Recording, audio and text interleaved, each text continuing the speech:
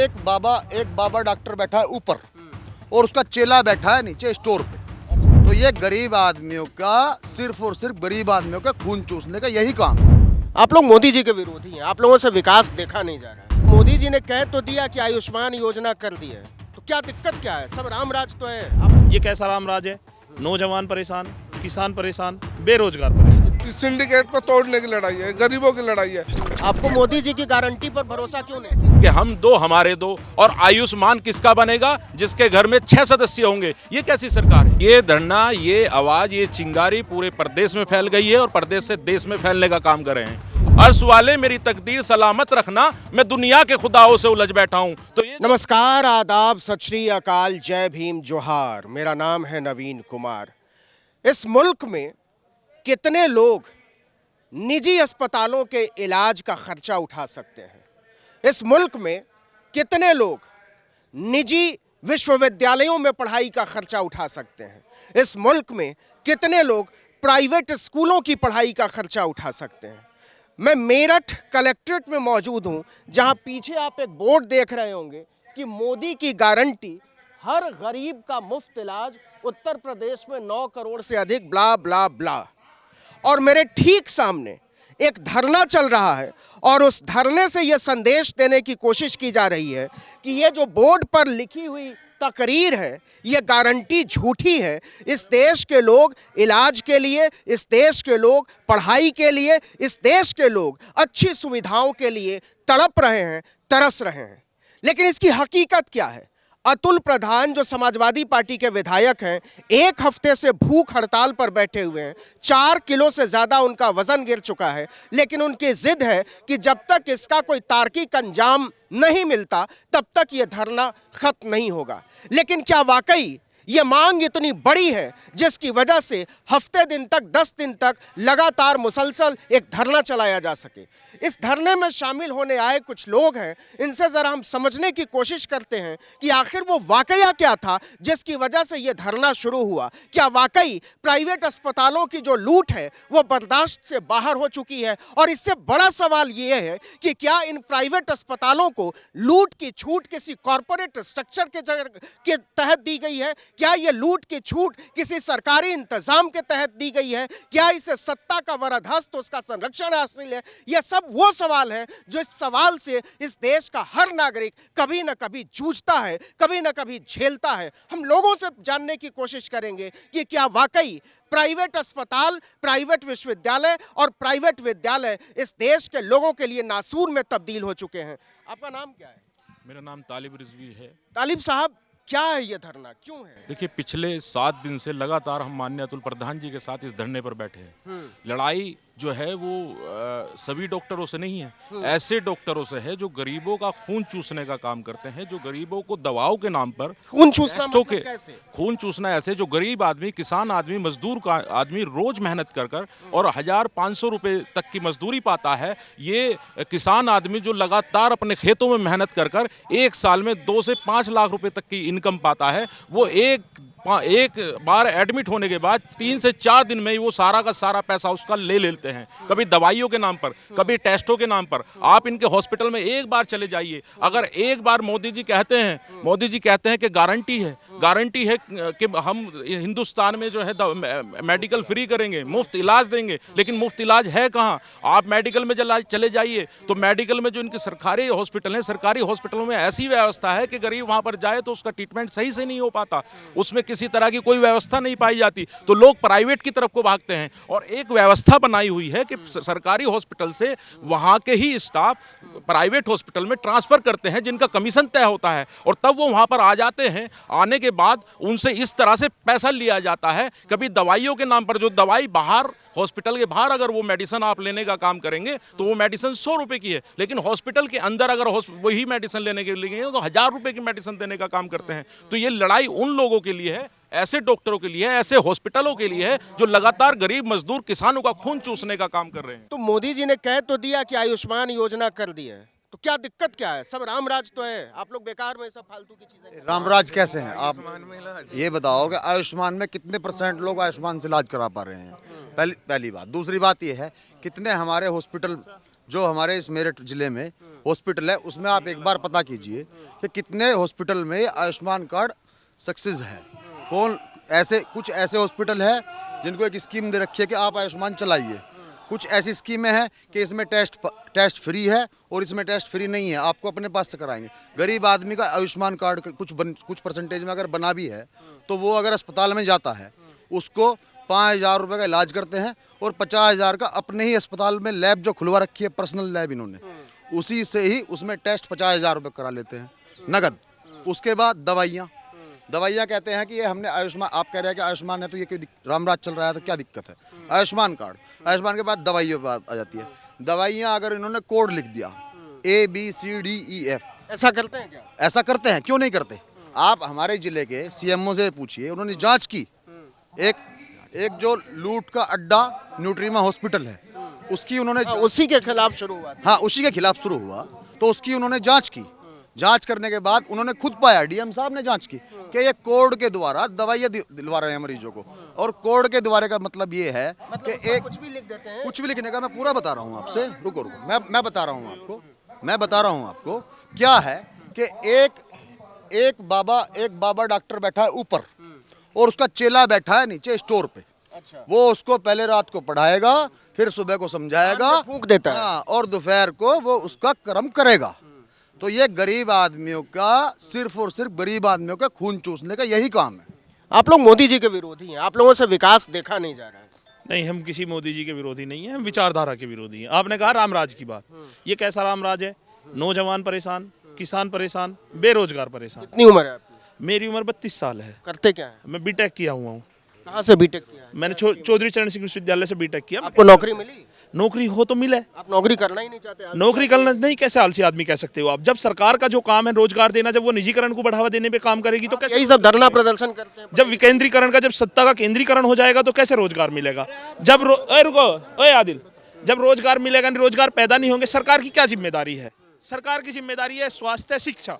जब स्वास्थ्य को प्राइवेटाइजेशन की तरफ ले जा रहे हैं, ये शिक्षा को प्राइवेटाइजेशन की तरफ ले जा रहे हैं, तो कैसा स्वास्थ्य, कैसा वो?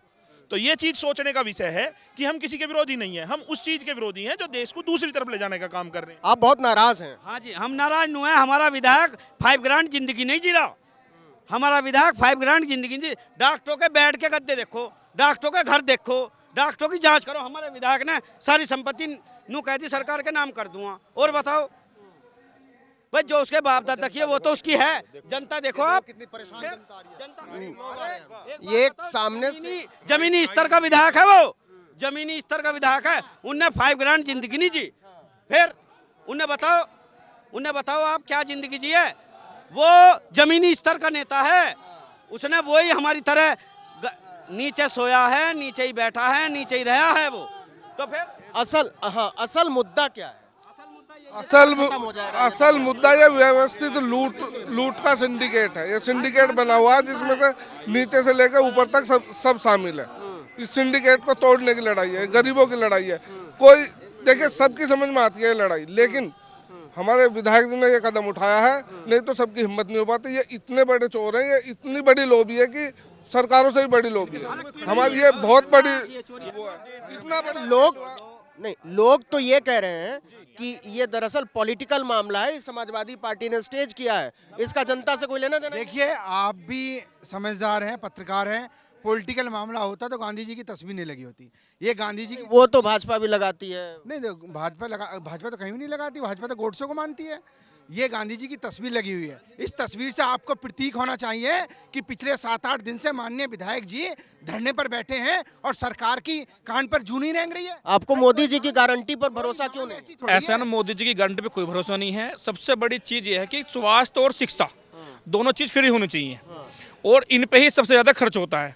और जो हमारा उत्तर प्रदेश का बजट है, मुझे लगता है कि शायद वो जो है 3-4% जो स्वास्थ्य पे भी नहीं है। लेकिन मेन समस्या क्या है कि जो प्राइवेट हॉस्पिटल की जो लूट के हम खिलाफ जो धरने पर बैठे हैं, यहाँ पर पिछले 7 दिन से धरना चल रहा है। कोई भी अधिकारी ऐसा नहीं है कि इस धरने के समर्थन में ना हो। अंदर के सब लोग जो है धरने के समर्थन में है, पुलिस प्रशासन भी समर्थन में है। भाजपा के बताऊँ, भाजपा के लोग अगर उनके दिल की आप आवाज़ सुनोगे ना, ये कहेंगे कि लूट के खिलाफ बिल्कुल आप सही बैठे हो। क्योंकि इस हॉस्पिटल ने जितने भी गरीब लोग यहाँ पर आते हैं, बुखार है ना 3 लाख से नीचे नहीं उतर रहा किसी का भी। बुखार 3 लाख से नीचे है। और जो आयुष्मान कार्ड की हम बात कर रहे थे, आयुष्मान कार्ड की ऐसी स्थिति है कि अगर आप देखोगे ना तो बुरी हालत है। जितने भी हॉस्पिटल में आयुष्मान कार्ड से इलाज हो रहा है, उन हॉस्पिटलों में आयुष्मान कार्ड की व्यवस्था नहीं है। ये ऐड लगा हुआ है आयुष्मान की, आपने बात की है, जो पीछे ऐड लगा हुआ है, इससे पहले एक ऐड और चला था, हम दो हमारे दो, जो योगी सरकार और मोदी सरकार ने चलाया था। लेकिन आज आयुष्मान एक तरफ तो कह देते हैं कि हम दो हमारे दो, और आयुष्मान किसका बनेगा? जिसके घर में 6 सदस्य होंगे। ये कैसी सरकार है? ये कैसी स्कीम है कि आप कहते हैं हम दो हमारे दो, 4 सदस्य, और आयुष्मान बना देते हैं 6 वालों का? इसका मतलब ये पब्लिक को धोखा देने का काम कर रहे हैं। सरा ऐसी कोई शर्त है कि आगे 6 का ही बनेगा? ऐसी शर्त है, ऐसी स्कीम इन्होंने चलाई है। और आयुष्मान की आप सुन लीजिए, आप किसी प्राइवेट हॉस्पिटल में चले जाइए, यहाँ मेरठ से लेकर तमाम जिलों में आप चले जाइए, जो प्राइवेट हॉस्पिटल हैं, अगर आप आयुष्मान लेकर जाते हैं तो वो लगातार आपको बता देते हैं कभी 10,000 रुपए। ये सीएजी की अपनी रिपोर्ट में भी सामने आया है कि आयुष्मान में घोटाला हुआ है और बंदरबांट हुई है रुपयों की आयुष्मान योजना के नाम पर। ये कोई मेरी रिपोर्ट नहीं है, ये भारत सरकार की एक संस्था है CAG, controller and auditor general of India, उसकी रिपोर्ट में। आप क्या कह रहे हैं? 7.5 लाख आयुष्मान कार्ड एक ही नंबर पर रजिस्टर्ड है। सीधी लूट है, सबको दिखाई दे रहा है। इन्हीं का खुद का सीएजी है, उसकी रिपोर्ट है। लेकिन ये इतने बेशर्म आदमी है, इन पर नहीं, जो असल जो अब जो एक मामला क्या कह रहे हैं? आप खुद एक बार न्यूट्रीमा में टीमा क्या है? न्यूट्रीमा अस्पताल नहीं है, उसमें जाके देखो कि कोड के हिसाब से क्यों दवाई दी जा रही है, क्यों उनका मेडिकल अंदर है, क्यों क्या नाम है 50,000 रुपये पहले जमा कराने के बाद उसके बाद फाइल बनती है। भाई जब मरीज पहुंच गया तो तुरंत उसको डॉक्टर दिखाया जाए, लेकिन 50,000 रुपये पहले जमा करा लेते हैं, उसके बाद क्या नाम ट्रीटमेंट होता है। ये कौन सा न्याय है? मैं आपको बता दूं कि ये मेरठ शहर में मैं मौजूद हूं। पश्चिमी उत्तर प्रदेश का इलाका है, आसपास गांव हैं इसके, जहां बहुत गरीब लोग भी रहते हैं, और उनके इलाज के नाम पर जो लूट हुई है उसके खिलाफ ये धरना शुरू हुआ है। लेकिन तालिब एक और गरीबों का नाम ही अतुल प्रधान है। एक सवाल ये है कि ये धरना देखिए 7 दिन हो गए, आज 8 दिन हो जाएगा अतुल प्रधान को धरने पर बैठे। ये 1 दिन या 2 दिन से ज्यादा भूख हड़ताल और खिंच नहीं सकती, तो इसके बाद तो फिर ये धरना खत्म ही होना है। ये धरना, ये आवाज, ये चिंगारी पूरे प्रदेश में फैल गई है और प्रदेश से देश में फैलने का काम कर रहे हैं। अतुल प्रधान जी से हम कह रहे थे, और हमारे किसान नेता भी आए थे, हमने भी समझाया कि प्रधान जी ये लड़ाई ये चोर हैं, इन चोरों से जो लड़ाई लड़ी जाएगी खा पी कर लड़ी जाएगी। किसको चोर कह रहे हैं? अतुल प्रधान से। जो चोरों को, डॉक्टरों को चोर नहीं कह रहे, हम चोरों को चोर कह रहे हैं। सभी डॉक्टर चोर नहीं है, सभी डॉक्टर चोर नहीं है, लेकिन जो चोर हैं, जो डॉक्टर जो लगातार गरीबों का शोषण करने का काम कर रहे हैं, जो मजदूरों का शोषण करने का काम कर रहे हैं, हम उनको चोर और लुटेरा कह रहे हैं। लेकिन ये हम अतुल प्रधान जी जो धरने पर बैठे हैं, अगर ये धरना हम अतुल प्रधान जी से, आपको अंदाजा है कि अगर डॉक्टर इलाज ठप कर देंगे सारे डॉक्टरों के समर्थन में, तो क्या होगा? मैं मानता हूं डॉक्टरों के रूप में अगर आप डॉक्टर को भगवान की उपाधि देते हैं तो 10% डॉक्टरों को भगवान की उपाधि नहीं दी जा सकती। लेकिन कसाई की उपाधि अगर देखोगे तो 90% डॉक्टरों को कसाई की उपाधि दी जा सकती है। आप किसी प्राइवेट हॉस्पिटल को देख लो, चाहे सरकारी हॉस्पिटल को देख लो, सरकारी योजनाओं के नाम पे केवल एक बिंदु अगर लगाई जाए तो बिंदु बहुत बड़ा होगा, क्योंकि यहाँ धरातल पे कुछ नहीं है, केवल हवाई तूफानी जितना एडवर पर खर्च किया जा रहा है। अगर इतना सरकारी योजनाओं पे जो जनता को जो राशन मिल रहा है 5 किलो, 80% 85 लाख लोग जो हैं उनको लाभ मिल रहा है, करोड़ जो है, ठीक है जी। लेकिन 1 लाख, 2 लाख, 5 लाख, 7 लाख, 25 लाख, 30 लाख, 35 लाख, 50 लाख, ये भी सवाल है। 50 में इलाज हो रहा है। कि 5 किलो अनाज पर पलने वाला जो देश है वो कितने महंगे इलाज को अफोर्ड कर सकता है? पीछे की आवाजें आप सुन रहे होंगे, लेकिन अगर प्रधान जी को ये उठाकर किसी टाइम पे डॉक्टर को भगवान माना जाता था, लेकिन आज इन्होंने जो शैतानी रूप दिखाया है अपना, भगवान का रूप माना जाता था, लेकिन ये अपने आप को खुद ही भगवान मान बैठे हैं। ये गरीबों के साथ शोषण कर रहे हैं। आप ड्यूटी पर हैं? और हमारे अतुल प्रधान जी जो धरने पर बैठे हैं उनके लिए चंद लाइनें कहना चाहूंगा। और ये जो अपने आप को खुदा मान बैठे हैं कि अर्श वाले मेरी तकदीर सलामत रखना, अर्श वाले मेरी तकदीर सलामत रखना, मैं दुनिया के खुदाओं से उलझ बैठा हूं। तो ये जो अपने आप को भगवान मान बैठे हैं, ये जो अपने आप को खुदा मान बैठे हैं कि अगर हम बचाएंगे तो बचेंगे, और जो गरीबों का लगातार खून चूसने का काम कर रहे हैं, उनका शोषण करने का काम कर रहे हैं, उसके खिलाफ लगातार धरना चलता रहेगा। और जब तक हमारी मांगे पूरी नहीं हो जाती, हमारी गलत मांग, जब 3,000 1000 रुपए एक डॉक्टर फीस ले रहा है, बताओ कौन सी तुक है? और वो भी एक टाइम की नहीं, अगर सुबह को 3,000 ले ली, शाम को 3,000 लेगा, 1500 लेगा, फिर शाम को लेगा। भाई मैं आपको बताऊं, ये सामने डीएम का ऑफिस है, जिलाधिकारी मेरठ लिखा हुआ है, और वहां से केवल 100 कदम की दूरी पर यह धरना चल रहा है। 1000 से ज़्यादा लोग यहाँ इस वक्त भी मौजूद हैं, और ये इनका ऐलान है कि हम इस धरने को तब तक जारी रखेंगे जब तक कि इसकी कोई तार्किक परिणति नहीं मिलती, जब तक कोई मुकम्मल अंजाम नहीं मिलता। लेकिन ऐसे बहुत सारे धरने होते हैं जो बीच में टूट जाते हैं, जिनका कोई तार्किक अंजाम वाकई नहीं पहुंचता है।